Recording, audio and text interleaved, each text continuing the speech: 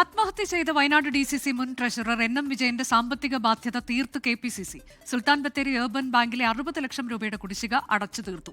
പറഞ്ഞ കാര്യം നീതിപൂർവമായി കോൺഗ്രസ് പൂർത്തീകരിച്ചെന്ന് കൽപ്പറ്റ MLA T. സിദ്ദിഖ് 24-നോട് പറഞ്ഞു. ഔദ്യോഗിക അറിയിപ്പ് ലഭിച്ചിട്ടില്ല എന്നാണ് NM വിജയന്റെ കുടുംബത്തിന്റെ പ്രതികരണം. സാമ്പത്തിക പ്രതിസന്ധിയെ തുടർന്നാണ് വയനാട് മുൻ DCC ട്രഷറർ NM വിജയനും മകൻ ജിജേഷും ആത്മഹത്യ ചെയ്തത്. ബത്തേരിയിലെ സഹകരണ ബാങ്കുകളിലെ നിയമനവുമായി ബന്ധപ്പെട്ട് കോൺഗ്രസ് നേതാക്കളുടെ അറിവോടെ പാർട്ടിക്കായി പണം വാങ്ങിയെന്നും എന്നാൽ നിയമനം നടക്കാതെ വന്നപ്പോൾ ബാധ്യത മുഴുവൻ തന്റെ തലയിലായി എന്നുമാണ് NM വിജയൻ ആത്മഹത്യാക്കുറിപ്പിൽ വ്യക്തമാക്കിയിരുന്നത്. ഏറ്റെടുത്ത കടം അടച്ചു തീർക്കുമെന്ന് KPCC പ്രസിഡന്റ് വയനാട്ടിൽ പ്രഖ്യാപിച്ചിരുന്നു.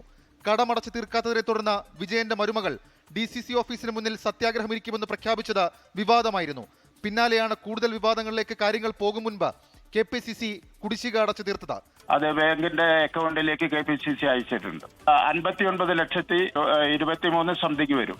പാർട്ടി പറഞ്ഞ തീയതികൾ ലംഘിച്ചപ്പോഴാണ് പരസ്യപ്രതികരണം നടത്തേണ്ടി വന്നതെന്ന് NM വിജയന്റെ മരുമകൾ പത്മജ. അച്ഛൻ വ്യക്തമായിട്ട് പറഞ്ഞിട്ടുണ്ട്, പാർട്ടിക്ക് വേണ്ടി വെച്ചിട്ടുള്ള ബാധ്യതയാണ് എന്നുള്ളത്. അതുകൊണ്ട് അത് ഞങ്ങൾക്ക് കിട്ടേണ്ടത് എന്റെ കുടുംബത്തിന്റെ ആവശ്യമാണ്. പറഞ്ഞ കാര്യങ്ങൾ കോൺഗ്രസ് പൂർത്തീകരിച്ചെന്ന് Kalpetta MLA T. Siddique. Party നേരത്തെ സംസാരിച്ച് ടേക്ക് ഓവർ ചെയ്തതാണ്.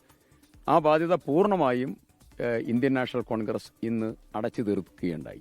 ഷഫീദ് റാവുത്തർ, 24 തിരുവനന്തപുരം.